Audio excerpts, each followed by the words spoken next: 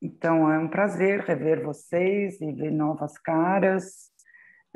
Eu vou começando a receber as pessoas, porque já são 4:01. Ui! E, como eu tinha antecipado, quando a gente terminou na semana passada,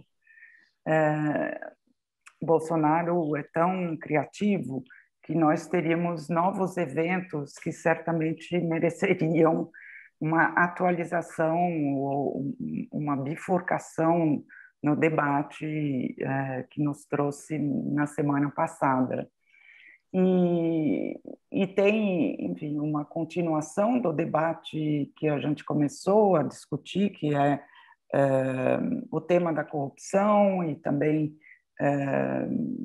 no caso do Bolsonaro, assim como no caso do Trump, é a colocação em suspensão, né, das urnas eletrônicas, tanto que eu repassei para a Ana também um áudio que eu não sei se é recente, mas que está circulando agora, com 3 gravações em espanhol, em francês e em inglês do ministro, acho que é do Barroso, que eu passei, que está, enfim, reiterando a lisura ética, enfim, a confiança nas urnas, nas eleições do Brasil. Então, esse é um fenômeno que a gente já tinha visto um pouco também com o Trump, e enquanto as pessoas também continuam entrando, eu queria dar uns avisos sobre a maneira como iremos proceder nesse segundo encontro, porque terminamos o encontro passado com algumas perguntas formuladas que não tiveram tempo de serem propriamente respondidas, e essa questão da corrupção e da fraude das urnas eletrônicas era mais ou menos uma delas. Então, fizemos uma reunião dessas perguntas. Havia uma pergunta da Bianca Turner, que eu não sei se ela está aí, do Deison Gilbert, do Ícaro Vidal e do Pedro França. E minha ideia hoje à medida que essa conversa for se desenrolando, ver se essas pessoas não preferem fazer essa pergunta diretamente, porque assim a gente quebra um pouco esse gelo, esse formato com o qual a gente vem se acostumando, sem se acostumar nunca. E para a Ana Teixeira, acho que é uma oportunidade de conhecer um pouco esse meio de artistas, curadores, críticos do Brasil, enfim, do qual eu venho falando, obviamente, desde que a gente fez a Bienal de Berlim, e ela acompanhou de muito perto. Então, a ideia é trazer essas perguntas. A Ana vai responder essas perguntas a partir da colocação de cada um, e guardaremos, se o Deison está aí, guardaremos a pergunta do Deison para o final, porque é uma pergunta que merece um desenvolvimento maior e ilustrado, ou seja, com imagens, e daí a Ana Teixeira estará nos apresentando algumas imagens para ilustrar o assunto referente à estética do Vaporwave, Flashwave, etc. Também um outro assunto que apareceu essa semana, sem muita surpresa, mas com muita tristeza, foi o incêndio da Cinemateca Brasileira. É uma instituição que está sofrendo, acho que, se não me engano, o seu 5º incêndio desde que a instituição existe, e tragédia anunciada, e que faz parte do que discutimos como um projeto mesmo de governo, de Estado, do que o Denilson Baniwa comentou na cápsula anterior, que nós tínhamos um Estado piromaníaco. E trata-se, obviamente, de deixar a cultura e minar, digamos, as nossas instituições por dentro, né? Não se trata de entender se houve crime no sentido factual, mas de entender que é um crime esse abandono crônico das instituições públicas. Na mesma semana também, para atualizar a Ana, houve, aliás, no sábado, enquanto estávamos falando, houve mais uma manifestação e, no caso, um grupo da periferia colocou fogo no Borba Gato, que é um monumento racista, de uma figura racista. O monumento, acho que não foi dado por perdido, mas há toda essa discussão novamente, né, sobre a pertinência desses monumentos e o que você chama de vandalismo, etc. Então, é interessante ver, Ana, você sabe muito bem disso, como o vocabulário, às vezes, mesmo entre acadêmicos, né, nunca cai numa concordância se podemos efetivamente falar de fascismo ou de populismo de extrema direita, quer dizer, até que ponto essas nuances são importantes. Eu queria fazer uma primeira pergunta para engatar, então, no nosso debate de hoje, e diz respeito ao que eu comentei no início, né, nessa questão da fraude de urnas eletrônicas, suspeitas já desmentidas pela Justiça Eleitoral, e esse temor de golpe que acompanha o noticiário diariamente.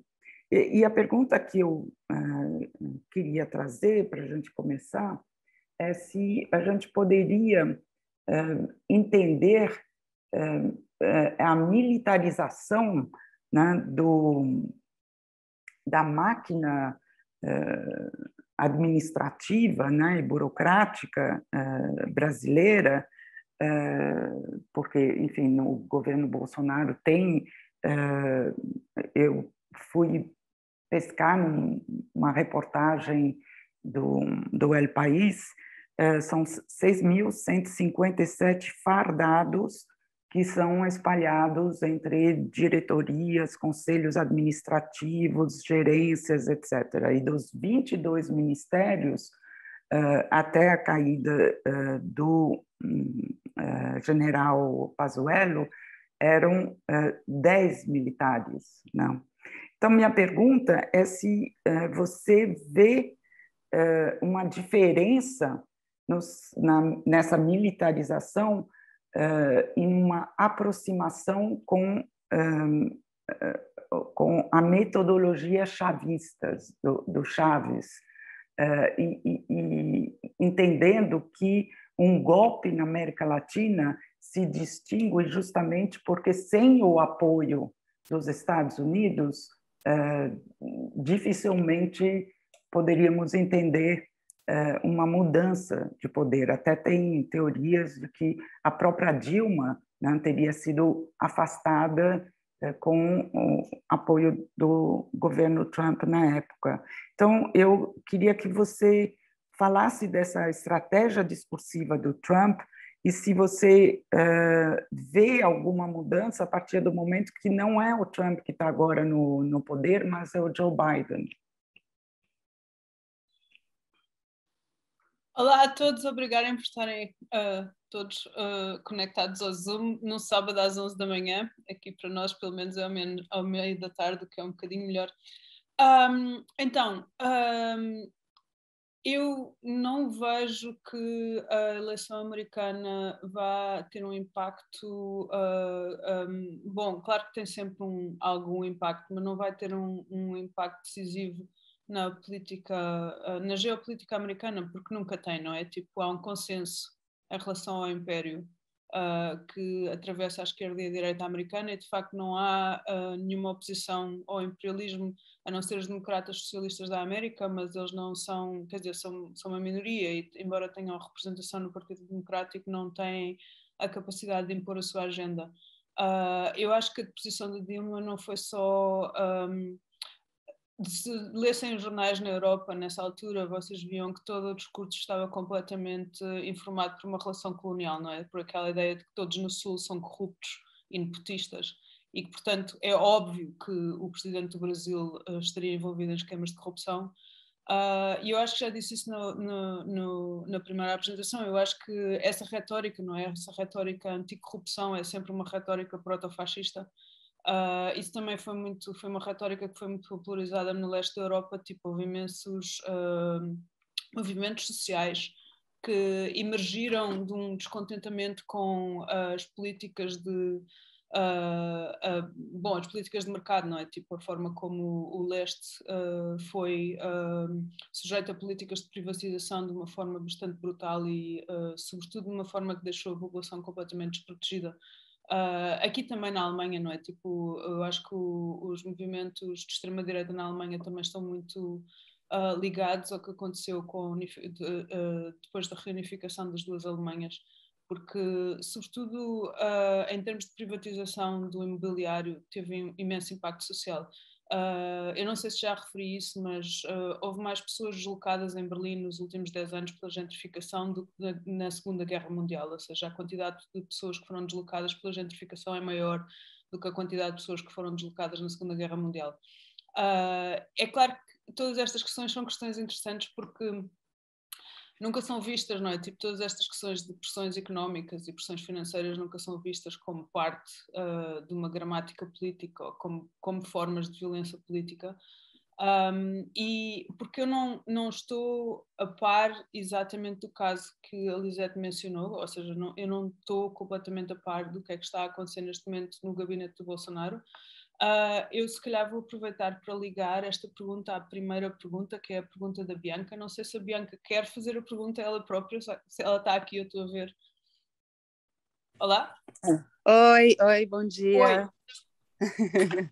Eu estou aqui, mas eu acho que quando eu escrevi a pergunta, ela ficou melhor elaborada. Ok, então vou ler. Posso ler? Pode ler. Então, a Bianca Turner pergunta se poderia exemplificar melhor quais os elementos de esquerda que entram na lógica fascista. Pergunto isso a partir da fala da Ana a respeito do fascismo combinar elementos de direita e de esquerda e essa ambivalência ser fundamental à lógica fascista. Então, para começar, eu tenho que dizer que o título Ni droit ni gauche, a ideologia fascista em França, ou seja, essa expressão Ni droit ni gauche, nem esquerda nem direita, é o título de um livro do Ziv Sternel, que é um cientista político israelita, foi ele que de facto elaborou essa teoria do fascismo ser um movimento que combina elementos de esquerda e de direita e que cria uma nova formação política. Isto foi muito polémico na altura porque normalmente o fascismo é narrado, sobretudo pela esquerda, como uma espécie de reação defensiva do capitalismo no momento em que se encontra sob pressão, não é? Ou seja, no momento em que há uma pressão, normalmente uma pressão laboral, o capitalismo torna-se fascista, não é? O capitalismo torna-se autoritário e esse autoritarismo abre a porta a um regime fascista. O Ziv Sternel tem uma visão completamente diferente do fascismo, que eu acho muito interessante, que é o fascismo é um movimento cultural antes de tomar ou antes de se transformar numa formação política, e esse movimento cultural combina sempre elementos de esquerda e direita, que depois, ou seja, ao se transformarem num movimento político, também vão combinar elementos de esquerda e direita. E, historicamente, por exemplo, se vocês olharem para o movimento sindicalista na Europa, sobretudo para uma figura que foi uma figura pivô como Georges Sorel, dá para entender como essa transição é efetuada, ou seja, como é que um movimento que começa alinhada à esquerda se transmogrifica e se começa a deslizar para a direita, porque o que o Jorge Sorel faz é uma crítica do Marx que, na verdade, leva o movimento sindicalista a um alinhamento com o movimento fascista. E isto é possível porque o movimento sindicalista não tem, de facto, ou não tinha na altura uma ideologia política definida, não é? Tipo, o movimento sindicalista poderia, ou naquela altura tinha o potencial de se alinhar com o corporatismo ou de se alinhar com o comunismo. E através desses elementos, como seja o Sorel, grande parte do movimento sindicalista veio a alinhar-se com o corporatismo. Por exemplo, o fascismo italiano é esse alinhamento, não é? O fascismo italiano surge desse alinhamento do sindicalismo com o corporatismo. Nesta perspectiva, ou segundo esta perspectiva, o fascismo é de facto uma ideologia não propriamente uma intensificação do capitalismo, mas difere do capitalismo no sentido em que articula uma crítica ao capitalismo. Pois o problema é que isto não é uma crítica, é uma crítica, mas é uma crítica parcial ou distorcida, não é? Tipo, não é uma crítica que, de facto, leva até às últimas consequências essa análise do que é um sistema capitalista é e de como se deve subverter um sistema capitalista. E normalmente faz isso através de uma separação muito artificial de dois tipos de capitalismo, ou seja, tipo, não é tipo separa o capitalismo bom do capitalismo mau. Isso é uma coisa que o Trump fez e que eu acho que foi bastante interessante, porque quando o Trump prometeu que a indústria ia voltar e que os coal miners, os mineiros, iam voltar a ter trabalho e que ele ia reindustrializar todo o Midwest e etc., ele estava muito a usar essa gramática fascista, estava muito a ativar essa gramática fascista, essa ideia de que, primeiro a ideia de que se pode de facto separar o capitalismo financeiro do capitalismo industrial, e segunda a ideia de que se pode demonizar o capitalismo financeiro e abraçar o capitalismo industrial. E o capitalismo financeiro no início do século XX foi personificado na figura do judeu, não é? Tipo, daí todo o antissemitismo que era muito estrutural à Europa continental. Mas isso foi tudo, não é? Tipo, todo esse tipo de discurso realmente foi reavivado. Tipo, vocês veem isso na retórica do Trump. Mas, voltando a essa questão da combinação de elementos de esquerda e de direita, vocês também já viam isso no Occupy Wall Street.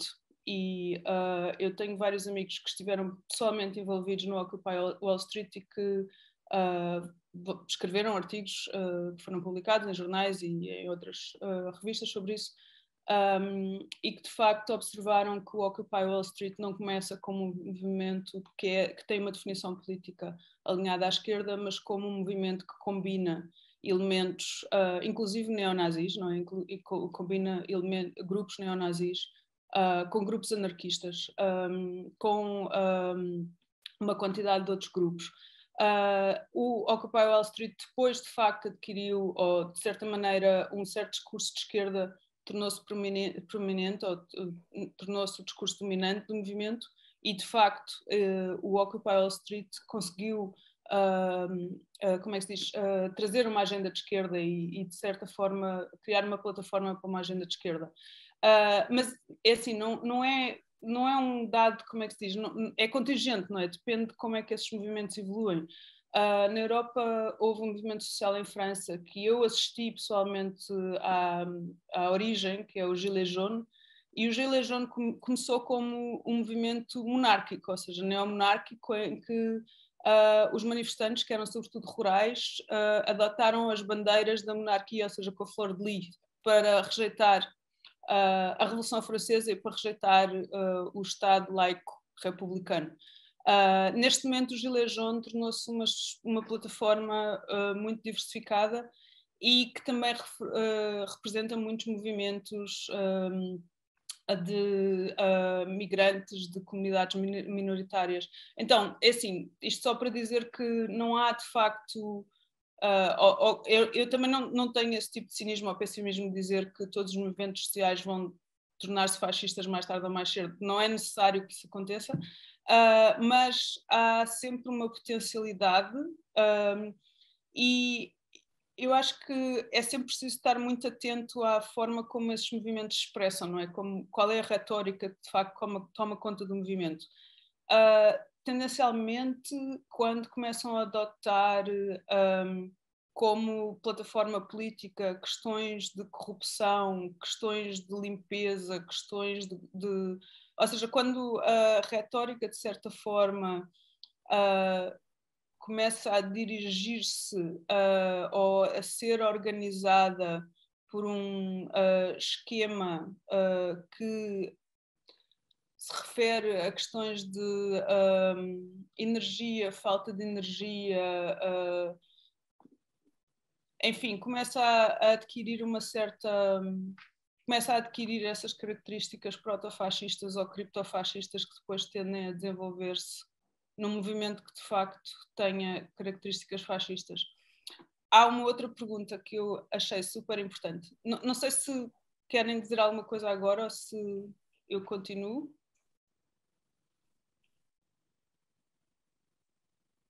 Continuo? É a pergunta do Pedro França, Sim. que eu acho que também tem bastante relação com esta, que é a pergunta sobre eu ter comentado que o fascismo costuma estar ou ser adjacente a narrativas de fronteira e que isso também se pode observar na questão do Trump e do muro, do construa um muro, porque é uma narrativa de fronteira, mas negativizada. E ele fez a seguinte pergunta em relação ao fascismo negativo, que é uma pergunta em duas partes. É uma pergunta, desculpem, eu vou ter que encontrar a pergunta outra vez. Se o fascismo é o imperialismo reflexivo, imperialismo voltado para a população dos centros imperialistas, então faz sentido que seja justamente o ocaso de um tipo de lógica imperialista clássica que veja surgir uma forma diferente do fascismo. Esse fascismo de fronteira negativa, o fascismo do não pode, o fascismo do metamo-nos em nosso lugar, aquele que retrai ao invés de expandir. É assustador pensar em Franco e, sobretudo, Salazar como pioneiros desse fascismo aleijado do imperialismo. Assustador porque esses regimes foram extremamente longevos, talvez por sua resistência ao conflito, ou por não possuírem aquele vetor aceleracionista do nazismo. Será essa nuance de um fascismo de decadência, um fascismo da especialização económica planetária sob a égide neoliberal? Essa perspectiva da decadência talvez faça alinhar os dois tiraninhos da península ao complexo socioestético Trump, ao complexo socioétnico Orbán e ao complexo sociointestinal Bolsonaro. Eu adoro essa expressão, complexo sociointestinal Bolsonaro. A imagem de Brasil que este último ser do século XVII nos oferece é uma anti-imagem, no sentido de que não se trata de propor uma virtualidade modular, mas de uma dissipação da complexa paisagem social, física, cultural e económica nacional. O Brasil pastoril, garimpeiro, com rodovias a perder de vista, repletas de caminhões carregados de soja. O Brasil que come, caga e nada mais. Trata-se de uma estratégia de redução de perspectiva, qualquer que seja. Eu vou saltar essa parte para só ler a segunda parte da pergunta, que é: fiquei lembrando das relações estreitas entre as teorias do neoliberalismo e as ditaduras da América Latina. Pinochet parece ser um fascista clássico, um fascista de fronteira, pelo menos na medida em que fez do seu país um laboratório da teoria económica de vanguarda, vinda da Áustria, via Escola de Chicago. Hayek trabalhou no Chile, assim como o nosso ministro da Economia, Paulo Guedes, disse isso. Eu diria que, enquanto intuição de longo termo, sou totalmente contra ditaduras. Mas uma ditadura pode ser um sistema necessário durante um período de transição. Às vezes é necessário para um país ter, durante certo tempo, uma forma de poder ditatorial. Como vocês sabem, é possível para um ditador governar de maneira liberal. E é possível que uma democracia governe com uma total falta de liberalismo. Pessoalmente, prefiro um ditador liberal a um governo democrático sem liberalismo. Então, esta pergunta é extremamente interessante porque há imensas coisas a dizer sobre isto. Primeiro, em relação a essa questão do fascismo negativizado, há uma lógica de colonialidade invertida no nazismo, e imensos teóricos de genocídio, por exemplo, Dirk Moses, usam o termo fascismo subalterno e genocídio subalterno para falar dessa questão, ou seja, para falar dessa lógica de colonização invertida. O que é que eles querem dizer com isso? Que nem todos os fascismos são fascismos imperialistas, ou há fascismos que combinam elementos de fascismo imperialista com elementos de fascismo subalterno. E que na Alemanha nazi, em particular, e daí o nazismo ser uma espécie diferente, não é? Tipo, é um bicho um bocado sui generis, é um bicho diferente dos outros fascismos. Essa lógica de colonização invertida que subentende a subjugação da raça ariana toma precedência. E então a ferocidade do Holocausto teria a ver precisamente com o facto de que o nazismo não tem só essa vertente de fronteira, não é? Essa vertente expansionária do Lebensraum, mas tem uma vertente de ansiedade em relação a uma colonização interna, não é? E toda a narrativa é uma narrativa de colonização interna. Não é uma colonização demográfica, porque os judeus alemães não existiam em número suficiente para, de facto, colonizar demograficamente, mas é uma colonização supraestrutural, é uma colonização que ocupa os centros de poder, não é? Sobretudo o poder financeiro, daí a demonização da finança que é personificada na figura do judeu. E é essa lógica de colonização interna que faz com que haja uma ferocidade tão grande na perseguição da população judaica. O Dirk Moses, por exemplo, faz uma analogia com o Ruanda e com o que ele chama também um genocídio subalterno, ou seja, um genocídio que é ligado a essa narrativa e a essa retórica de uma colonização interna e de uma necessidade ou de um imperativo de defender, da população de se defender, não é? Porque está a ser subjugada na sua própria terra natal. Então, eu acho que essa lógica não é? Tipo, essa lógica de uma fronteira que se negativiza já existia no fascismo histórico, não é uma coisa que o Trump inventou, não é uma coisa que surgiu agora. E eu acho que nós conseguimos encontrá-la, claro que com Salazar não é? Tipo, com Salazar torna-se quase uma razão de Estado, não é? Tipo, toda essa narrativa de fronteira se negativiza. Mas eu acho que nós vamos encontrar elementos dessa lógica em quase todas as narrativas, em quase todos os regimes fascistas. Não é propriamente uma coisa que tivesse surgido agora, se bem que obviamente eu acho que a presença que é assim, tipo, na Europa, e eu não sei se isto faz todo sentido no Brasil, porque é um contexto completamente diferente, mas na Europa toda a extrema-direita vai beber a um livro, que é uma novela que foi publicada em França, de Jean Raspail, Le Champ des Sangs, o Campo dos Santos, que depois também foi adotada como teoria política pelos movimentos identitários, e é uma dramatização de uma invasão de onda migrante. Depois vocês vão encontrar isso em todas, por exemplo, quando o Brexit, quando o UKIP e os Tories fizeram campanha pelo Brexit, usaram imagens de refugiados em fila. Agora, eu iria dizer a expressão portuguesa, mas não disse. Porque se eu dissesse ia ser a gargalhada geral. Mas parei a tempo e disse fila. Em fila. Vocês sabem do que é que eu estou a falar, imagino.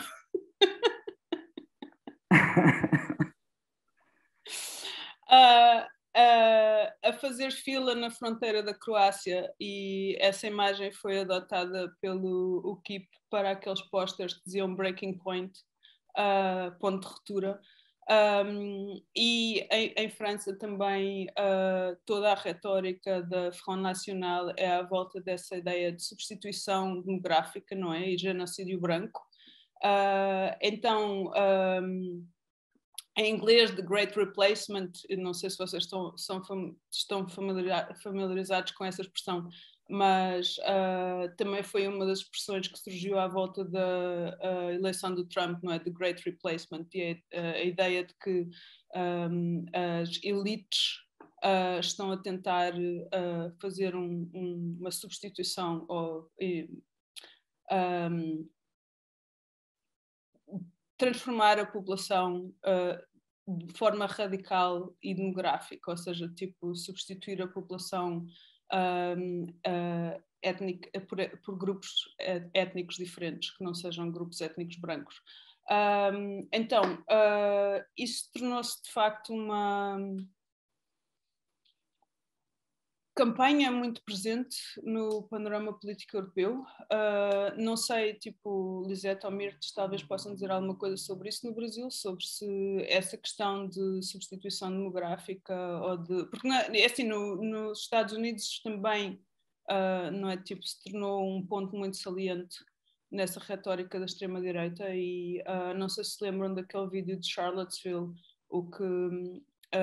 esses grupos neonazis estavam a cantar era They will not replace us and Jews will not replace us. Então iam alternando entre they and Jews. Não sei se há algum fenómeno semelhante no Brasil, isso vocês terão que, como é que se diz? Fill in the blanks for me, please. Eu acho que você deve estar se referindo ao que aqui existe desde a colonização, que é o fenômeno de branquicização da população, né? Então, assim como quando você menciona a colonização invertida, né?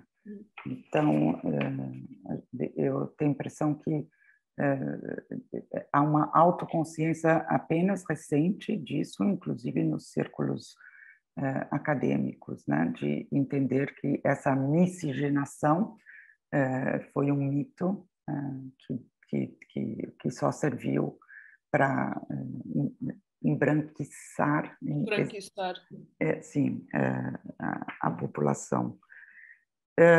Mas eu queria aproveitar que você não chegou ainda toda aquela retórica do racismo invertido, racismo anti-branco. Sim, claro, claro. Dizer, não é? Isso faz tudo parte da mesma estrutura, claro. digamos, estrutura de afeto, que é ativada. Isso existe. Eu estou há mais de 2 anos fora do Brasil, mas lembro perfeitamente, já no Rio de Janeiro, de escutar isso quando, em alguns grupos, começou a se falar muito de safe spaces, não sei como é que é isso. Como racismo anti-branco, exatamente, não pode certo? Exatamente. Pronto, é precisamente isso, não é? Tipo, é assim, esse tipo de narrativa de uma relação colonial que se inverte. Não é? E eu acho que isso está muito na base da forma como o fascismo ressurgiu culturalmente. Outra questão, ou seja, a segunda questão do Pedro França, que era aquela questão do nexo entre o liberalismo e o fascismo. Eu acho essa questão fascinante, porque eu acho que não há ainda uma história, ou há poucas histórias, ou não há de facto uma história muito de facto desenvolvida e complexa da relação entre a escola ordoliberal e o fascismo e depois da forma como a escola ordoliberal migra da Áustria para Chicago e depois tem um enorme impacto na forma como o Império Americano gere a sua relação colonial com a América do Sul e com a América Central. Há um livro novo do Quinn Sullivan que é precisamente sobre esse complexo neoliberal, ou seja, essa transição do ordoliberalismo para o neoliberalismo, mas só para dizer que o que eu acho interessante em relação ao fascismo é que o fascismo tem uma posição económica sui generis, não é? Tipo, é assim um bocado all over the place, economicamente, porque não é muito coerente. Então, tem de facto algumas políticas capitalistas no sentido, bom, anticapitalistas não seriam, mas pronto, mas certas formas de especulação capitalistas porque implementa medidas proteccionistas, também implementa certas proteções laborais, embora essas proteções sejam chauvinistas, não é? E eu acho que isso também é um grande ponto de interseção neste momento entre a esquerda e a direita, é esse chauvinismo social, essa ideia que se pode proteger os direitos laborais no interior do Estado-nação à custa de uma política anti-imigração. Ou seja, tipo, tem que se fechar as fronteiras para se poder proteger os direitos liberais dentro do Estado-nação. Porque, pronto, o argumento é óbvio, não é? É claro que se houver uma enorme oferta de trabalho ou de trabalhadores que são desprotegidos e vulneráveis à exploração, não há como, não é? Tipo, conseguirem impor-se direitos laborais. Mas é claro que isso leva a uma espécie de proteccionismo chauvinista em que... Mas é assim, neste momento é a norma, não é? Porque quase todos os governos na Europa que foram eleitos em plataformas de esquerda foram eleitos precisamente com políticas anti-imigração. Portanto, é preciso ver que, não é? Tipo, estes elementos estão distribuídos por todo o espectro político, não é? Isto não é... ou seja...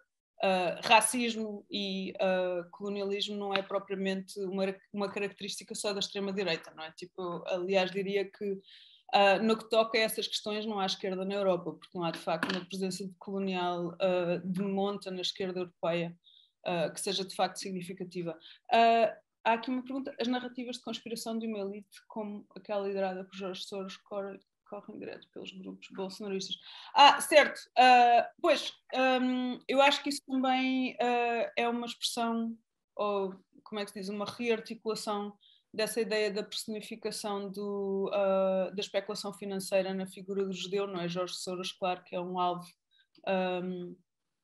bastante, como é que se diz, é o alvo preferido, não é? Tipo, de quase toda a gente que se afirma anti-globalista, mas a ideia do globalista e da globalização também se transformou assim numa espécie de papão da extrema-direita, não é? Tipo, e isso também aponta para essa direção de, não é um retorno a essas políticas proteccionistas, nacionalistas. Agora, o que eu acho mais interessante não é propriamente... pronto, isto são um bocado, como é que se diz? Tudo isto são trivialidades, toda a gente sabe, não é? O que eu acho mais interessante nesta questão é que, ponto 1, o liberalismo tem uma articulação da questão ou das questões económicas que é muito redutiva. Então, por definição, não existe violência económica porque, por exemplo, o liberalismo dirá que uma relação esclavagista, como, por exemplo, as plantações dos Estados Unidos da Virgínia, não fazem ou não entram na esfera económica porque implicam uma forma de dominação violenta, não é? Dominação violenta é sempre algo que faz parte da esfera da política, ou do político-social.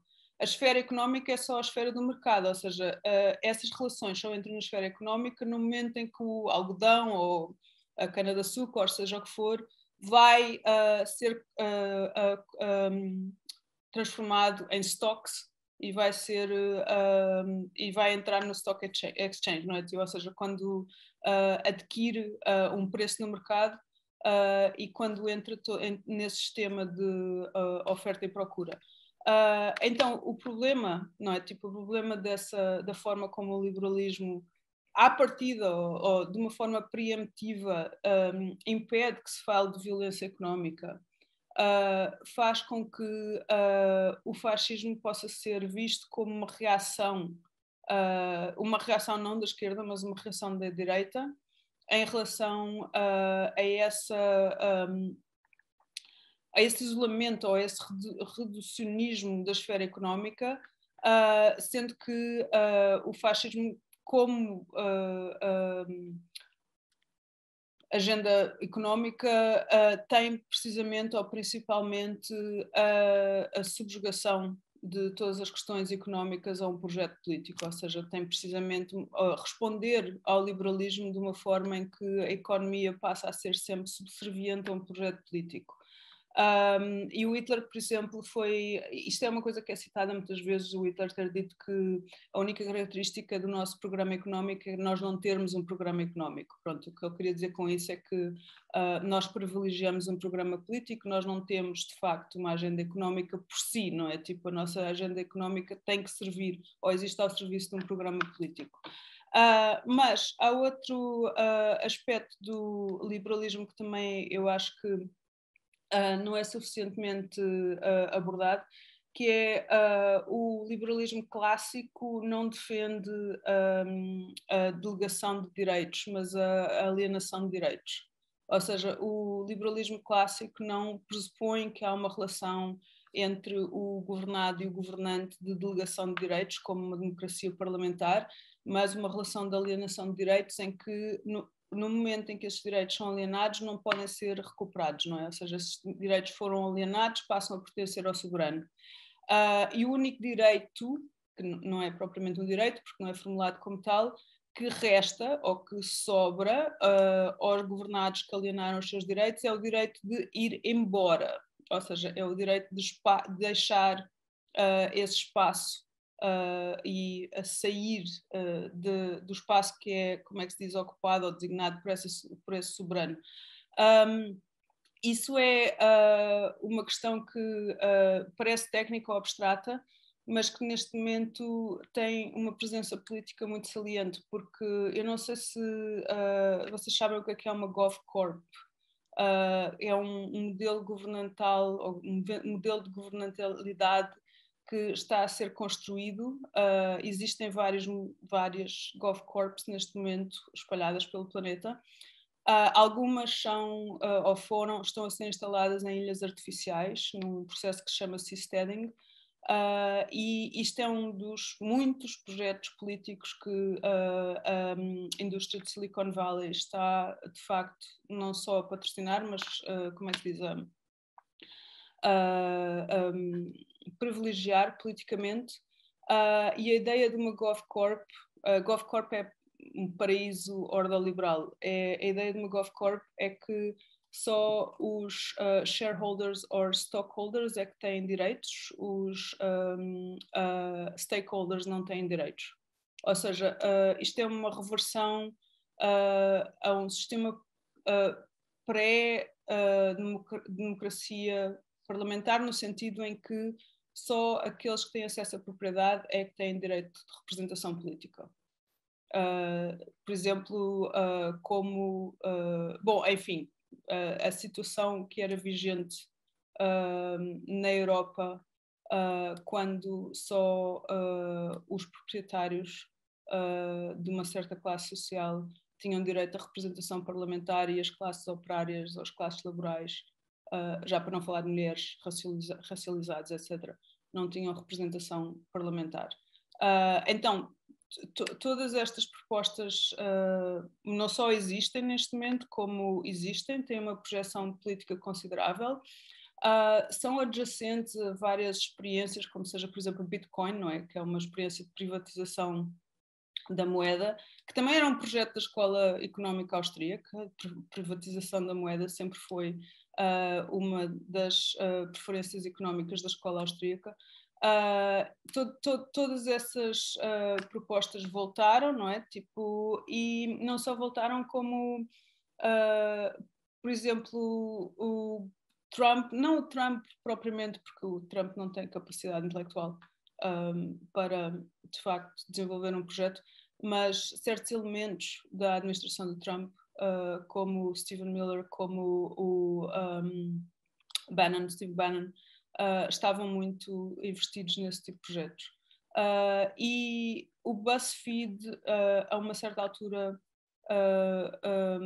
houve um leak de e-mails no BuzzFeed que de facto mostrou o nível a que essas personagens estavam, como é que se diz, networked com elementos de Silicon Valley, como por exemplo o Peter Thiel, que é o fundador do PayPal, não é? Tipo, então, através desse leak, tornou-se bastante óbvio aquilo que já muitas pessoas suspeitavam, porque, por exemplo, a Mother Jones também já tinha feito uma análise estatística doações a grupos de extrema-direita e já tinha mostrado que havia imensas doações para grupos de extrema-direita que vinham de Santa Clara Valley. Então toda aquela zona de Silicon Valley teria uma propensão muito grande para investimento na extrema-direita dos Estados Unidos. O que eu acho que é interessante porque também nos leva a ter que repensar aquela ideia de que o neonazi é alguém de uma classe não privilegiada, porventura desempregado, que mora na cave da mãe, que não é tipo aquela ideia do coitado do neonazi que não tem capacidade para, não é tipo, foi completamente deixado de lado, ou seja, a transição pós-fordista fez com que ele não tenha nenhum status, nem nenhuma posição social, e então daí a sua desafecção com o capitalismo. Mas, na verdade, estatisticamente não. Estatisticamente, o neonazi contemporâneo ou terá uma grande tendência de vir das information technologies. Isso vou depois ligar a toda essa questão da Trump Wave e da Fast Wave, mas ainda temos as outras perguntas. Eu já estou a falar há imenso tempo, por isso não sei se há mais perguntas ou comentários. Eu tenho. Eu gostaria. Meu nome é César. Oi. Eu gostaria. Alô, oi. De te perguntar, voltando ali à questão da fronteira negativa que eu estava falando antes, assim, a diferença que eu estou tentando entender quando Goebbels começa a criar, né, a propaganda antissemita na Alemanha, ele usa os judeus como o estrangeiro, né? Mas daí o que acontece é que Himmler ele acaba vendo que isso não é uma boa tática e ele o discurso dele acaba dizendo que sim, são alemães. E então a minha pergunta, na verdade, para ti é assim: se hoje, né, a questão contemporânea na Alemanha, na Europa, a questão de anti-imigração, se não é exatamente assim, aonde é o problema e a linha tênue da onde que pode chegar ao fascismo. E eu gostei da outra vez, a semana passada, tu falou tipo do neofascismo, que não é o neo, porque nunca terminou, mas se a problemática tá nesse lugar de tipo, não é o estrangeiro, não é o imigrante, a partir do momento que tipo, digamos, a islamificação da Europa, que as pessoas já são cidadãos e têm os direitos, é quando começa esse outro movimento, por exemplo, de proibir circuncisão em países da Europa, ou comida halal, comida kasher. Então, assim, porque são cidadãos, o Estado está ali, mas não seria assim um trick do estrangeiro, do de fora, mas daí que nem Himmler que fala assim, não, isso não vai pegar, isso não vai funcionar, e aí é onde faz o twist. Mas, por exemplo, dependendo do país, por exemplo, na Alemanha, e a Alemanha faz isso sistematicamente, deporta alemão, nascido na Alemanha, criado na Alemanha, que não tem cidadania alemã porque não pode ter cidadania alemã, porque a cidadania alemã é uma cidadania de sangue, não é uma cidadania de nascimento. Então a Alemanha faz isso sistematicamente e houve vários casos que que causaram escândalos, não é? Tipo nos mídias. Mas eu acho que essa é precisamente essa questão, não é? Aí é que se vê como esse fascismo continua sempre como uma espécie de fascismo de low intensity, não é? Tipo baixa intensidade. Porque tu vês que a democracia social, sobretudo a democracia social na Europa, sempre tem essa cara, não é? Tem sempre duas caras, não é? Tem sempre uma cara democrática, liberal, cívica, para os cidadãos que não são racializados, mas tem uma cara completamente fascista para os cidadãos que são racializados. não é? Tipo, há dois estados, por assim dizer, com dois tipos de leis, não é? Tipo, por exemplo, em França, a questão da burca é uma questão que é completamente aceite como...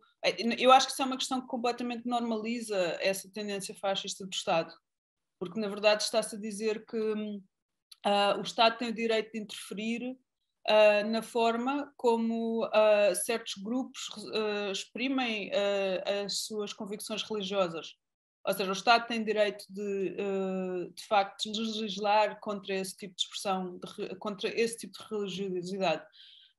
Outra coisa também que eu acho que, e isso também é uma daquelas interseções entre elementos de direita e elementos de esquerda, aquele caso do Charlie Hebdo, não é? Em que os cartunistas do Charlie Hebdo foram assassinados porque reproduziram aqueles cartoons do profeta Mohammed que tinham sido publicados por um jornal dinamarquês.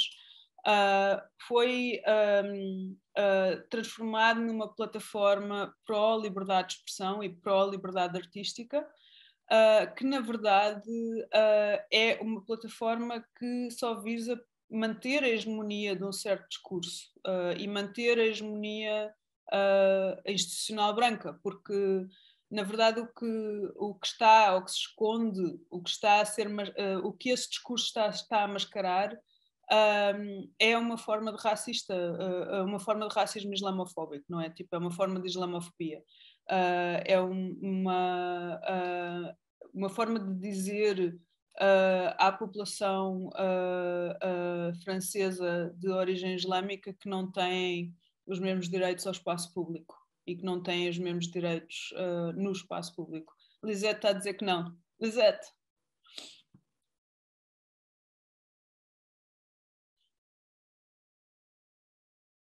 Não estás ligada. Microfone.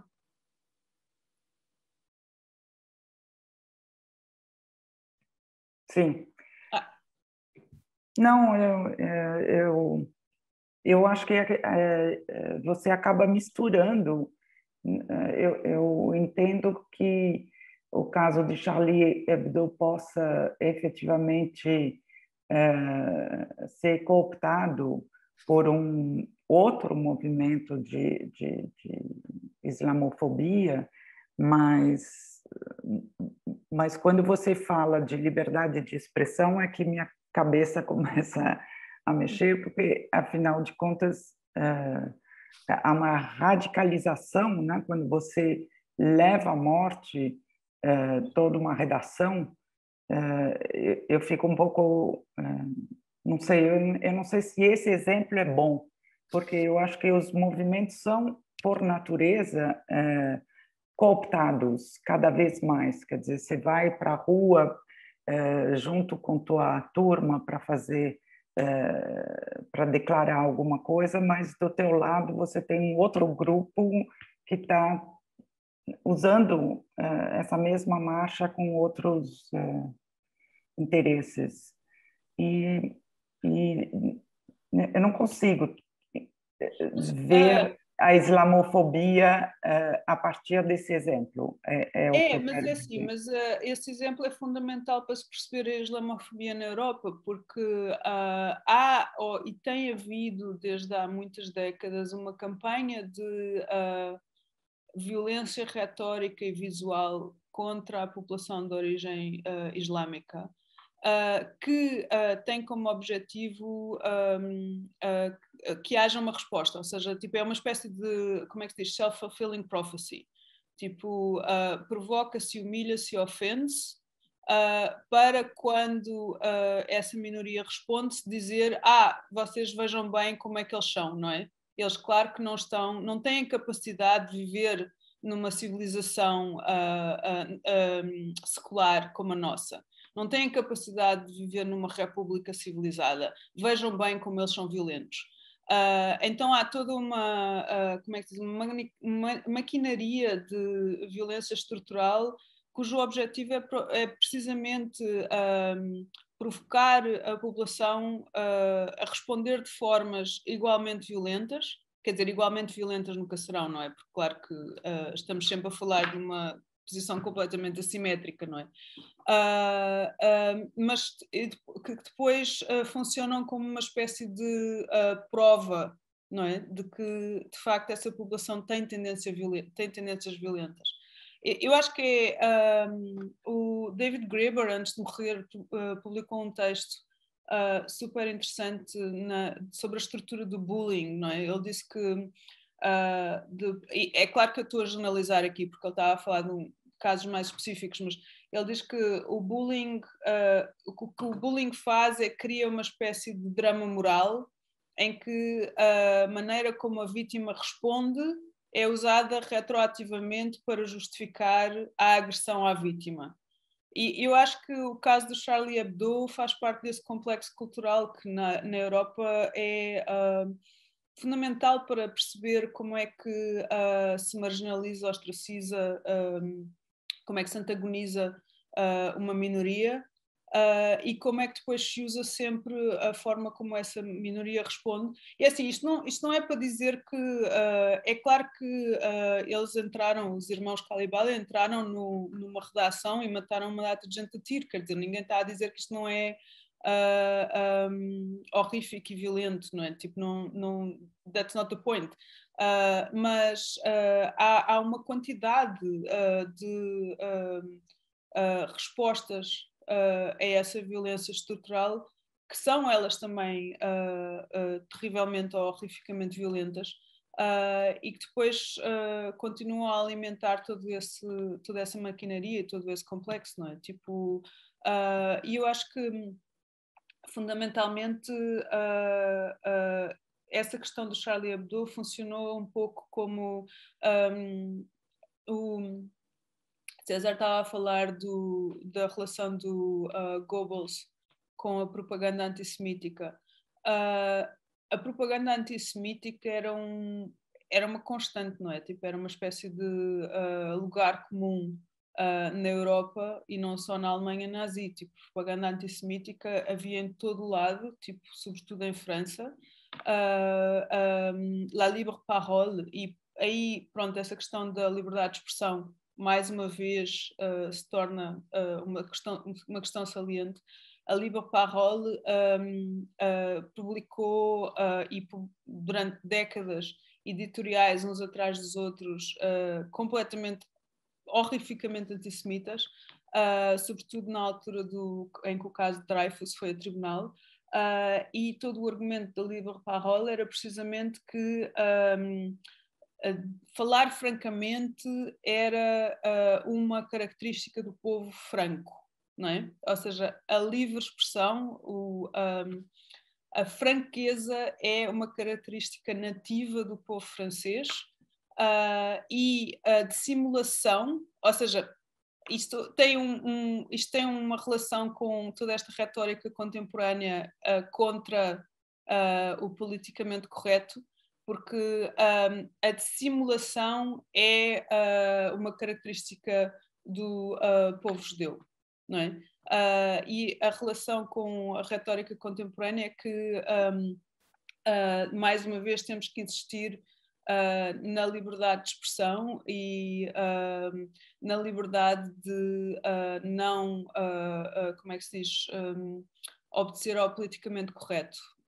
O que na verdade não é? Tipo a liberdade de ofender grupos que grupos racializados, grupos desprotegidos, grupos vulneráveis. Desculpem. Acho que a gente podia avançar. Não, porque eu concordo, mas também eu acho que tem uma desproporção. De novo, assim, a liberdade de expressão e o retorno vem com uma desproporção, assim, é como o debate entre palestinos e israelitas também, né? Então, você tem uma desproporção na resposta, é isso que eu quero dizer. Eu não sei se... Bom, eu acho que há uma assimetria, mas não sei se pode haver proporção, ou não sei se de facto proporção será o termo certo, porque é assim, há uma questão... A islamofobia é tão fundamental, é assim, desde 2013, desde a questão da dívida soberana da Grécia. Desde a forma como a Grécia foi forçada, não só a Grécia, todos os países do sul da Europa, foram forçadas a entrar em políticas de austeridade económica, que de facto levaram a um completo desinvestimento no projeto europeu, não é? Quer dizer, neste momento não há nada que esteja a segurar a identidade do projeto europeu, não é? Tipo, junto, a não ser islamofobia. Não é? A islamofobia é a única coisa que faz com que os países europeus continuem a coerir numa identidade europeia. Então, mais uma vez temos estas narrativas de colonização invertida e, enfim, ansiedades demográficas como uma espécie de gramática proto-nazi, que depois, obviamente, vai providenciar a ascensão de movimentos nazis em todo lado, não é? Tipo, nazis, neonazis, fascistas, neofascistas, criptofascistas, enfim. Vamos avançar. Há só uma outra pergunta que eu queria responder antes de ir à questão antes de começar com a questão da estética, que eu também achei que era uma pergunta super interessante, que é a pergunta sobre... Onde é que eu tenho? Acho que é a do Ícaro. Exato. Onde é que ela está? Do islamofobia. Está na sala, talvez se ele quiser. Ícaro. Oi. Olá, gente. Bom dia. Bom dia. Então, a minha questão tem muito a ver com esse debate, enfim, que vocês estavam tendo, e surgiu no encontro passado, quando a Lisete falou sobre, enfim, algumas diferenças, né, nessa ascensão da extrema-direita, né, no contexto europeu e no contexto brasileiro, e ela citou esse conceito de islamofascismo, que dentro da leitura da Europa tem um papel importante que talvez para a gente tivesse uma relevância menor aqui no Brasil, né? E aí eu pensei muito, enfim, nessa ascensão das religiões pentecostais e neopentecostais e do vínculo, né, de algumas dessas religiões com o projeto bolsonarista e fascista brasileiro. E aí eu gostaria, enfim, que vocês, se pudessem, comentassem um pouco sobre isso. Obrigado. Obrigada. Não, eu acho essa questão super interessante porque o fascismo de facto tem uma característica bastante saliente, que é a de tentar sempre propor uma refetichização das relações sociais, e eu acho que isto toma várias formas, não é? Tipo, consoante o contexto local. No Brasil, neste momento, a forma que está a tomar, a forma de refetichização que está a tomar é em volta dessa expansão do movimento evangélico. Na Europa tem muito a ver com ou seja, essa islamofobia tem muito a ver com o nativismo, não é? Mas o que eu poderia dizer sobre isso é que uma das coisas que eu acho fundamental no fascismo é rearticulação da questão da alienação, não é? Tipo, sendo que isso é uma questão que é reconhecida tanto pela esquerda como pela direita, não é? Há um problema de alienação que é um problema fundamental. Mas a esquerda diria que a alienação é uma relação de propriedade, não é? Tipo, por exemplo, num contexto colonial, há uma alienação da terra, tipo, a terra é alienada, transforma-se em propriedade, e o indígena ou nativo perde o acesso a esse bem comum, a esse bem que era antes comum. Tipo, num contexto marxista, por exemplo, é a alienação do trabalho, não é? Tipo, o trabalho é alienado e deixa de pertencer àquele que trabalha. Então é sempre articulado como uma relação de propriedade. O fascismo rearticula essa questão como uma questão de verdade ou de autenticidade. Então há uma alienação de uma origem, de uma autenticidade que se perdeu, de uma relação natural ou naturalizada que foi destruída pelo processo de industrialização, de modernização, pelo progresso, enfim, pode ter sido eventualmente destruída pelo feminismo, pela emancipação da mulher, pela imigração, porque houve uma transformação social e cultural, etc. Então é muito central para a retórica do fascismo essa questão da refetichização do social, ou seja, recuperar esse estado original, não é? Que na verdade é uma fantasia, mas que é uma fantasia no qual se projeta muito afeto e muita nostalgia. E daí também essa questão do líder carismático, não é? Porque é que o líder de extrema-direita faz sempre, porque é que dá sempre asa a um culto de personalidade, mas também toda a questão do masculinismo, não é? Tipo, os movimentos fascistas, se há uma constante em todos os movimentos fascistas é que são sempre movimentos muito masculinistas, porque na verdade são sempre movimentos que propõem a restauração ou recuperação de um estatuto social para o homem, para o pai de família, não é? Tipo, e uma subjugação da mulher, ou seja, tipo, tem sempre, ou fazem sempre uma renaturalização das relações de género, tipo, renaturalizam o género, e eu acho que isso também é um aspecto bastante interessante do fascismo, bastante interessante, bastante perverso do fascismo. Se essa refetichização toma um caráter religioso ou espiritual, eu acho que depende muito do contexto. Porque, por exemplo, na Europa toma muito um caráter espiritual. Tem muito a ver com doutrina New Age e com uma espécie de vocabulário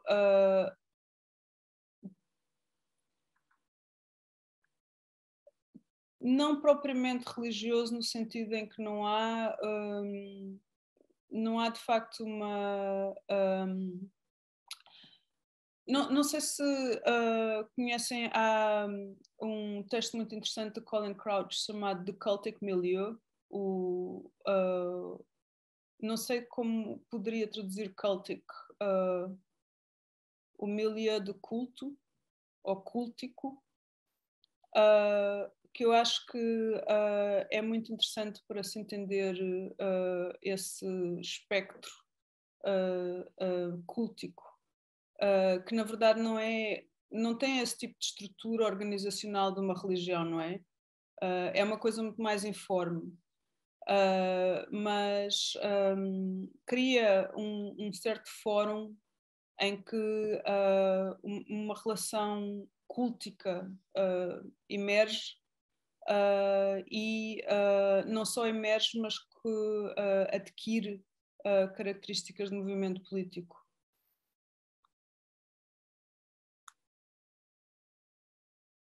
Ana, eu sei que a gente tem muito assunto. Vamos saltar. Vamos saltar para a pergunta do Deison, sim, porque tem bastante imagem. Certo, vamos saltar. Vou fazer um share screen aqui.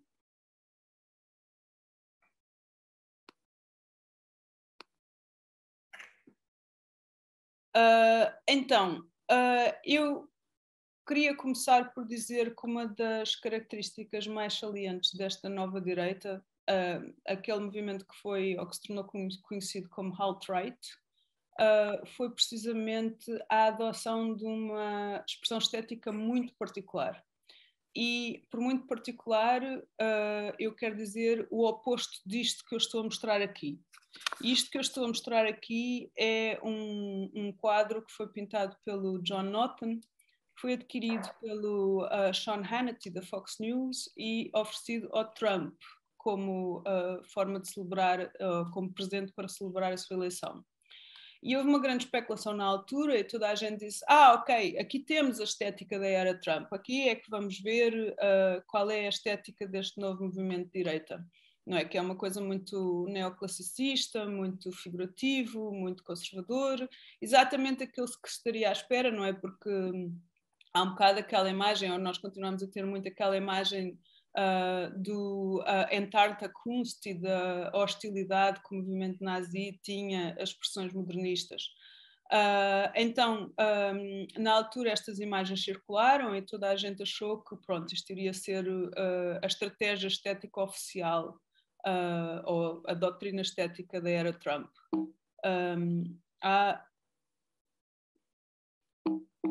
Por alguma razão não me deixou. Deixou-me. Pronto, isto é outro exemplo de John Norton. Não é? Tipo, aqui tem Jesus Redentor a manifestar-se, não é? Tipo, a materializar-se em frente do povo americano. De um lado tem os americanos bons, do outro lado tem os americanos maus. Enfim, todas estas narrativas evangélicas muito manicaístas. E um último exemplo que mostra, desculpem, o Obama a acorrentar, literalmente, o povo americano às suas políticas, obviamente, pró-migração, antinativistas, enfim, anti-americanas, como o movimento, como o trumpismo o entende. Agora, a razão por que eu estou a mostrar isto é que, na verdade, não teve nenhum impacto. O Trump não levou os quadros de John Norton para a Casa Branca, nunca adotou este tipo de expressão estética, todo este figurativismo neoclássico conservador, na verdade, nunca assumiu nenhuma projeção e, pelo contrário, a estética da alt-right impôs, não só depois da eleição, mas sobretudo antes da eleição, tendo sido mesmo apontada como uma das razões pela qual a Trump foi eleito, foi precisamente a proliferação desse estilo estético nas redes sociais. E essa estética da alt-right tem características bastante interessantes, não só em termos de linguagem plástica ou em termos de convenções plásticas, mas tem características também bastante interessantes em termos de expressão retórica. Portanto, eu vou começar pela primeira, que é, como se pode ver aqui, naquele momento muito famoso, ou pelo menos que foi muito comentado, em que a Melania Trump utilizou um casaco que dizia "I really don't care, do you?", para visitar um centro em que estavam a ser detidas crianças que tinham tentado entrar nos Estados Unidos através da fronteira do México e que tinham sido postas em jaulas, não é? Aquilo na altura estava a ser muito debatido. Então ela foi lá, de facto, foi lá visitar essas crianças que estavam a ser detidas, mas foi com um casaco que dizia "I really don't care, do you?". E o debate foi um debate em que se perguntava se teria sido de propósito ou se não teria sido de propósito. O que ninguém disse na altura, o que eu acho que é, como é que se diz, uma falta de cultura histórica extraordinária, é que é claro que este slogan "I really don't care, do you?" é uma espécie de versão em inglês de "nem me frego", não é? Ou seja, do slogan das falanges italiana. Do slogan da falange italiana. E porquê? Porque é que a Melania Trump está a usar um casaco com um slogan que é muito próximo do slogan da falange italiana? Porque é uma forma de sinalizar ao movimento supremacista branco que constitui a base de Trump que, de facto, ela só está a ir visitar as crianças detidas na fronteira como operação cosmética e que ela se mantém fiel aos valores da supremacia branca. Há um texto super interessante do Alexandre Coiré, que foi publicado em 1945, que se chama a Função Política da Mentira Moderna, que explica toda a questão, ou seja, explica toda a forma como o Trump se expressa retoricamente e porque é que não importa de todo à base que elege o Trump se o Trump mente ou não, porque obviamente a base que elege o Trump sabe que o Trump mente. Não só sabe como que o Trump mente, mas precisamente apoia o Trump porque ele mente. A questão aqui é quem é que ele mente. e a forma como a base que elege o Trump vê essa mentira é uma mentira que é contada aos outros a quem é preciso mentir, porque se nós fôssemos divulgar qual é o nosso projeto político, isso iria horrorizar aqueles que nos opõem e nós não seríamos eleitos. Então é preciso mentir, é preciso ocultar. O Alexandre Poiré descreve isso em 1945 e descreve a ascensão do nazismo precisamente como uma ideologia que sempre ocultou quais seriam os seus verdadeiros objetivos, como forma de não alienar, como é que se diz, não a base, não é? Porque a base está com eles, seja o que for, mas não alienar a população em geral, que só pode perceber quais são os verdadeiros objetivos quando já será tarde demais, ou quando o poder já está consolidado. Não, se perceberem muito no início quais são os verdadeiros objetivos, então isso pode tornar-se um risco político, ou seja, podem começar a contestar esses verdadeiros objetivos. Então, eu acho que isto é um exemplo de como é que essa ideologia funciona na prática, como é que de facto consegue chegar ao poder, e como é que a estratégia de denúncia que foi implementada não só pelo centro, mas também pela esquerda, não subtrai de todo esse movimento, porque é completamente ineficaz, ou seja, haver imensa gente na televisão constantemente a dizer que o Trump mentiu e haverem contadores das mentiras e haverem, não é, ou seja, eu imagino que vocês tenham o mesmo com o Bolsonaro, imagino que haja pessoas a contar a quantidade de mentiras que ele diz todos os dias, imagino que hajam contadores de mentiras, imagino que hajam programas de televisão a debater a quantidade de mentiras. Não ajuda de todo no movimento da oposição, porque quem vota em figuras como o Trump ou quem vota em figuras como o Bolsonaro não só vota sabendo e estando ciente de que essas figuras mentem, como não tem objeção nenhuma a que eles mintam, desculpem, o meu português é péssimo. Isto, para continuar, ou relaciona-se com o estilo estético que a extrema-direita alt-right adotou, que é um estilo que é completamente predicado na utilização de ironia e de uma espécie de cinismo diluído como estratégia visual. É claro que eu acho que agora talvez seja bastante aparente ou bastante mais evidente que todo este estilo de facto tem ou de facto veicula uma ideologia de extrema-direita, mas na altura, sobretudo antes de 2016 e mesmo durante o ano 2016, 2017, 2018, havia um completo negacionismo que, por exemplo, símbolos como Pepe the Frog tivessem um conteúdo de extrema-direita, ou seja, havia um negacionismo em relação a todos estes idiomas visuais. Mas eu acho que é bastante aparente, não é? Por exemplo, quando vocês veem um cartaz que diz Green Lives Matter e, na verdade, esse cartaz visa atacar o movimento Black Lives Matter, subvertendo essa afirmação de Black Lives Matter de uma forma surreal e de uma forma que é muito, ou que se poderia ver como uma forma muito próxima ou apropriando as estratégias visuais dos sítios acionistas ou estratégias como détournement, não é? Todo o tipo de slogans que foram popularizados pelo Maio de 68, etc. Então, eu queria mencionar isto porque eu acho que é importante falar de questões como transgressão, como fazendo muita parte dessa interseção entre elementos de esquerda e de direita. Um dos problemas que eu acho que a esquerda teve em relação a essa nova direita e a forma bastante inepta como a esquerda respondeu a essa nova direita teve a ver com uma incapacidade de entender o conteúdo político que estava a ser expresso, porque ficaram completamente fixados numa questão formalista. ou seja, na ideia de que a transgressão é um projeto que é alinhado com uma frente progressista. Mas, infelizmente, a transgressão não tem, é contingente, não é? É contingente ao contexto, não tem nenhum alinhamento político necessário. E a esquerda, de facto, ganhou a guerra cultural dos anos 80.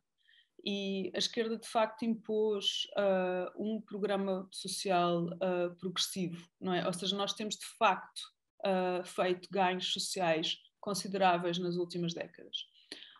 Isso faz com que haja, neste momento, uma potencialidade para uma transgressão numa vertente não de esquerda, mas de direita. Ou seja, o que está a ser transgredido é um certo consenso social progressista, ou seja, um certo consenso social mais inclusivo, mais inclusivo, menos misógino, menos racista, menos homofóbico. É isso que está a ser transgredido, é isso que está a ser, neste momento, transgredido estética e politicamente. Então, eu queria partilhar alguns exemplos. Por exemplo, isto foi um exemplo muito famoso em que, num comício do Matteo Salvini em Milão, começaram a aparecer as bandeiras do Paquistão e, na altura, houve uma resposta, toda a resposta às denúncias de que haviam neonazis no partido do Matteo Salvini, na Lega Norte, foi que, obviamente, não são neonazis, isto é tudo uma ironia. É tudo ironia, não é? Tipo, são expressões irónicas. Isto é a resposta do Matteo Salvini, na altura, que pergunta: bandeira neonazi? Ponto de interrogação. Não, claro que não. Vocês não percebem nada, vocês são todos uns, como é que se diz, ineptos em termos de tecnologias informáticas e digitais, não percebem estas novas formas de expressão, não entendem a ironia. Isto foi um argumento que foi repetido milhões de vezes e eu acho que teve imenso sucesso porque ninguém gosta de ser visto como, como é que se diz, idoso ou fora, tipo... ninguém gosta de ser visto como sou demasiado idoso para entender tecnologias digitais, então criou de facto, ou foi uma estratégia que de facto intimidou os comentadores. E obviamente que aqui vem de uma maneira bastante mais explícita como é que a iconografia da alt-right está de facto alinhada com o projeto neonazi. Este é um cartoon do Peppa the Frog com uma edição do Mein Kampf.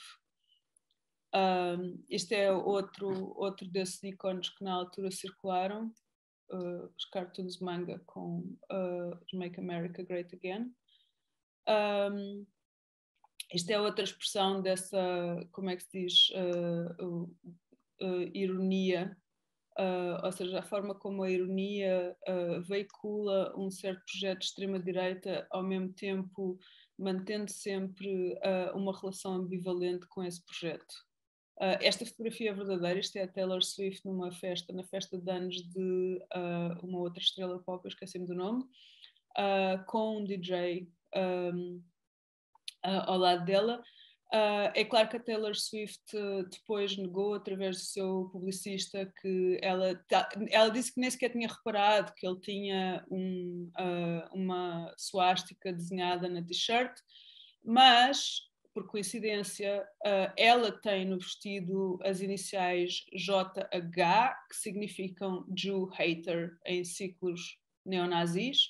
Então talvez seja um pouco coincidência demais que eles tenham posado para esta fotografia, ele com uma suástica e ela com as imagens, com as iniciais JH, e isto é assim, eu não estou a tentar sugerir que a Taylor Swift é neonazi, eu só estou a tentar sugerir que há de facto uma propensão para se adotar esse vocabulário, esses idiomas e essa simbologia de uma forma irónica, ou seja, como uma espécie de... bom, da mesma maneira como o Prince Harry foi vestido de SS para uma festa de carnaval, não é? Tipo, há uma propensão da parte da população afluente e branca para brincar com essa simbologia como uma espécie de forma de transgressão que é sexy e polémica e, como é que se diz, interessante, precisamente por ser sexy e polémica. É risqué, não é? It's a bit risqué. Isto é um anúncio da Tesla, do Elon Musk, em que a Tesla não só fabricou lança-chamas, como fabricou toda uma campanha publicitária à volta dos lança-chamas, em que, como é que a Lisette estava a dizer, é um governo pirotécnico? Bom, sim. Eu acho que é uma ideologia pirotécnica, de facto. Eu vou aproveitar para te dizer que são quase 5h30. Certo. Aqui temos uma Marine Le Pen, Pepe de Frog, com uns cartoons que sugerem potenciais asylum seekers, não é? Tipo, que obviamente a Marine Le Pen não vai deixar entrar em França. Desculpem. E este é o tal cartoon do Breaking Point. Agora eu queria só mencionar um aspecto que eu acho mais interessante, porque eu acho que tem muito mais a ver com o mundo da arte. Ou seja, não é mais interessante, talvez seja menos interessante, porque é uma questão mais de nicho, mas eu acho que é mais interessante para nós.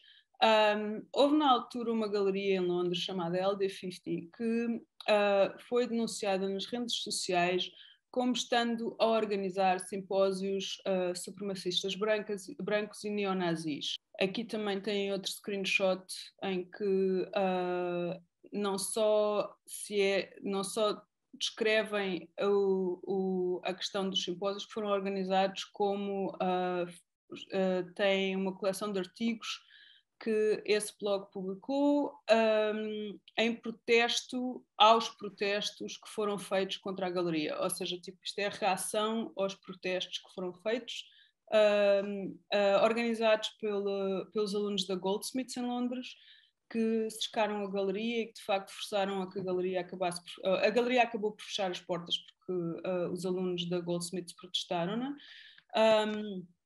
E o que é interessante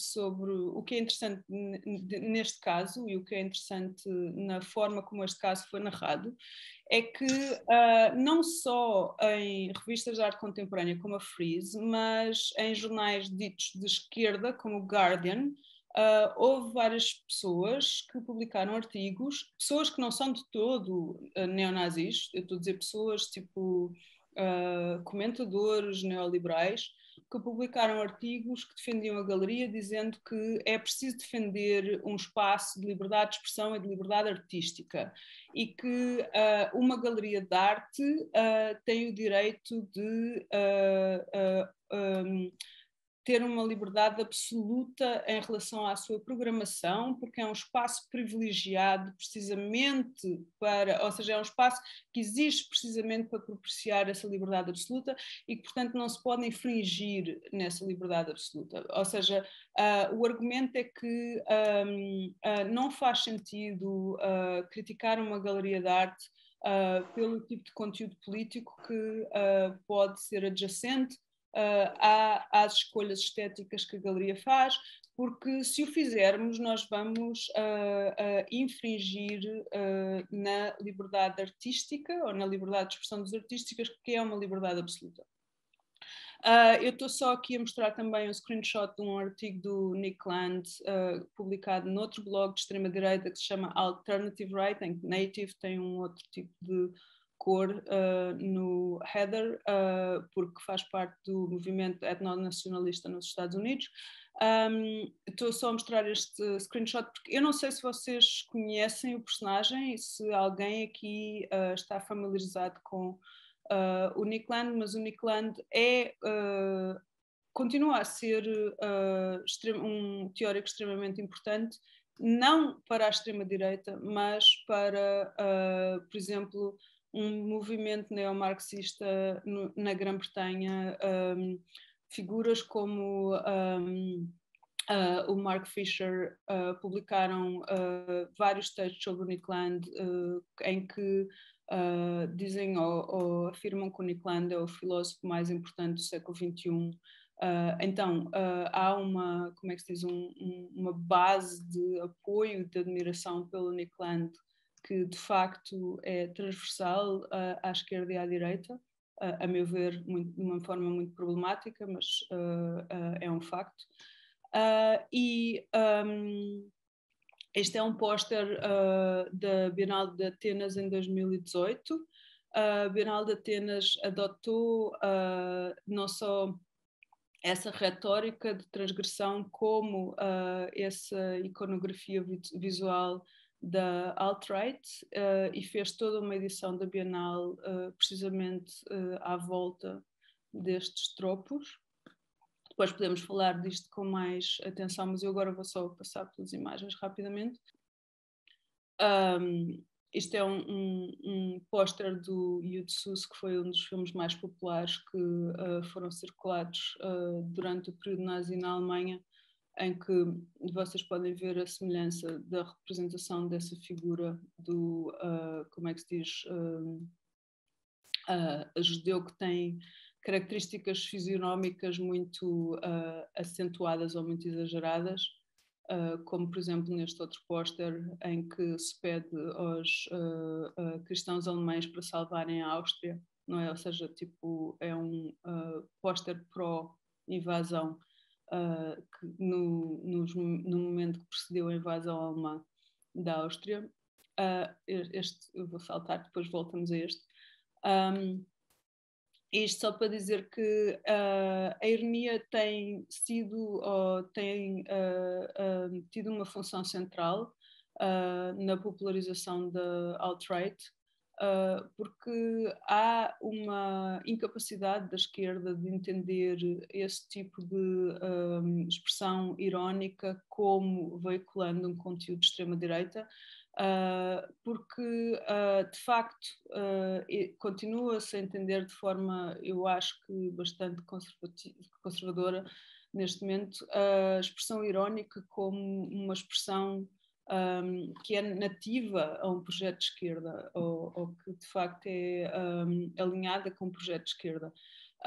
Isto é claro porque obviamente a ironia tem de certa forma essa capacidade, tem a capacidade de veicular uma crítica ao poder, que faz com que hajam, que cause ou que provoque uma dissociação ou desidentificação. Mas é claro que, mais uma vez, todas estas questões são contingentes a um contexto, não é?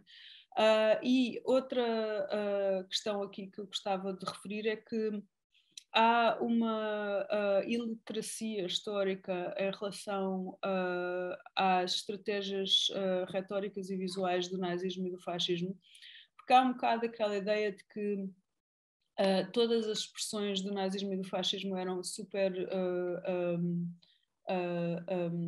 earnest, como é que se diz earnest? Como é que se diz earnest em português? Sérias? Ou seja, Ganhas? Não, sérias, tipo, que não, ou seja, que cinismo, ironia e humor não faziam parte da gramática visual dos movimentos fascistas históricos, o que não é de todo o caso, porque de facto os movimentos fascistas históricos cultivaram essas estratégias visuais e cultivaram essas estratégias visuais, isso era outra coisa que eu queria dizer, porque o cinismo e o nihilismo são elementos extremamente importantes num projeto fascista, não é? Tipo, a desidentificação com valores culturais ou a crítica a valores culturais ditos falsos são elementos super importantes de um projeto fascista e também são elementos que intersetam sempre com o projeto de esquerda, porque a esquerda também tende a estruturar uma crítica ou articular uma crítica a valores culturais ditos falsos ou, como é que se diz, impostos por uma ideologia e não por nenhuma necessidade histórica. Mas a questão aqui é que a forma como esse cinismo ou esse nihilismo se vai ou vai abrir a porta a um projeto de extrema-direita tem precisamente a ver com o facto de que essa crítica a valores culturais vai abrir a porta a uma naturalização de valores biológicos, ou seja, a ideia de que por trás dos valores culturais há ou existem outro tipo ou outro set de valores e que esses valores são valores, digamos, biológicos que, portanto, podem ser naturalizados. E aí é que se acaba sempre com aqueles esquemas evolutivos ou, como é que se diz, de social Darwinism, em que, na verdade, acaba sempre ou com a ideia de que o que é, ou as coisas são como devem ser, because might is right. Outra coisa que a ironia e que o cinismo fazem, e isso eu acho que também é um elemento extremamente importante da forma como abrem a porta à disseminação de valores de extrema-direita, é que evacuam ou esvaziam a questão a possibilidade de uma posição moral ou ética, não é? Tipo, é impossível sustentar-se uma posição moral ou ética face a uma estratégia irónica, porque vão sempre subverter ou vão sempre conseguir, como é que se diz, détourner todo esse posicionamento moral ou ético.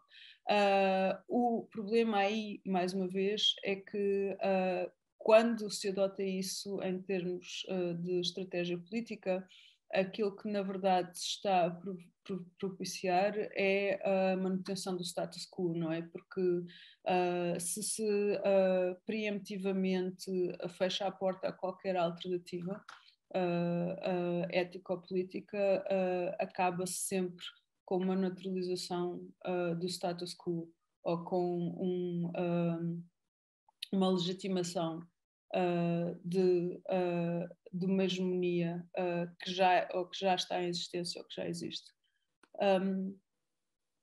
Isto é só outro exemplo, são só alguns exemplos de como, de facto, não é, a alt-right não inventou esse tipo de expressão irónica que todos os movimentos nazis e fascistas historicamente já tinham usado esse registro. Este eu já o tinha mostrado na outra, portanto. E isto para dizer que outra questão interessante desta estratégia visual da alt-right foi a forma como apropriou um estilo que já estava em circulação, dito Vaporwave, e como apropriou elementos desse estilo e os levou para um site mais salientemente supremacista branco. Agora, eu acho que o que é engraçado aqui é observar-se como é que já existia uma, digamos, narrativa implícita quando se olha para esses elementos, não é? Quando se olha para a forma como o Vaporwave já estava, de certa forma, a criar uma narrativa sobre a origem mítica da civilização ocidental, que vai desde o passado grego clássico até à Revolução Digital, não é? Tipo, e ao mesmo tempo junta alguns elementos New Age, tipo golfinhos e pôr de sol, palmeiras, flores.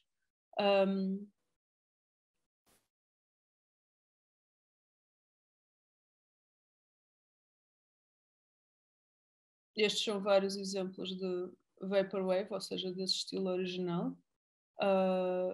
Muito assente em pastiche, apropriação, enfim, todos estes elementos estruturais de uma gramática visual pós-moderna que se transmogrificam, não é, nesta nova expressão, que é a Fash Wave, Trump Wave, neste momento Bolsa Wave, porque eu sei que também há Bolsa Wave. E, por exemplo, este é um exemplo em que vem como uma estátua do Arnold Breker, que era o escultor favorito de Hitler, Olímpia, é apropriado como um meme para o movimento identitário com cruz céltica, que é o símbolo do movimento identitário na Europa. Aqui um outro póster com Lambda. O Lambda foi popularizado e, pronto, mais uma vez só para dizer que eu acho que todas estas questões do fascismo e todas as continuidades culturais não devem nunca ser esquecidas. O Lambda foi popularizado por um filme chamado 300, em que a Batalha de Thermopylae é dramatizada e a Batalha de Thermopylae, obviamente, também foi adotada pelo movimento identitário como um momento histórico em que a Europa conseguiu derrotar o Império Persa e, de facto, estabeleceu as raízes da sua civilização e da sua identidade, como é que se diz, cristã branca. Se bem que nada faça sentido, porque historicamente nada faz sentido.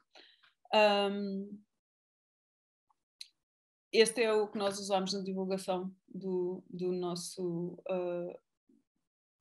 Eu só queria dizer que a razão pela qual eu estava a mostrar estas imagens é porque eu acho que é preciso reavaliar as estratégias plásticas e retóricas da arte contemporânea, sobretudo do pós-modernismo, porque elas são muito sujeitas são muito vulneráveis a um entreísmo de extrema-direita, porque todas estas estratégias plásticas e retóricas têm já de si características ambivalentes que podem muito bem ser apropriadas, ou seja, tipo, todas estas questões ao nível plástico de pastiche e de apropriação têm já de si um caráter muito ambivalente que pode, ou que neste momento tem um use value, não é, para a extrema-direita.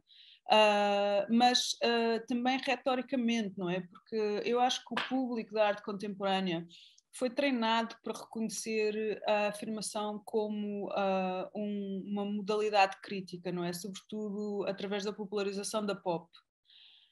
E neste momento isso abriu a porta para que haja uma confusão entre figuras como o Andy Warhol e o Arnold Breker. E se vocês forem a galerias na Europa, eu sei que isto não é muito popular no Brasil, porque eu sei que o estilo pós-internet não é muito popular no Brasil, mas se forem a galerias na Europa, o que vão ver, na verdade, é uma espécie de confluência do estilo do Andy Warhol com o estilo do Arnold Breker. Ou seja, isto é a forma como eu iria definir o pós-internet. É claro que, e eu não estou de maneira nenhuma a sugerir que os artistas que produzem obras nesse estilo, que eles que têm alguma intenção ou que eles próprios se veem alinhados com um projeto de extrema-direita, o que eu acho é que há uma incapacidade de entender a forma como essa estética tem ou pode propiciar esse tipo de disseminação, não só de um estilo estético, mas também de uma intenção política que de facto é alinhada com o projeto de extrema-direita.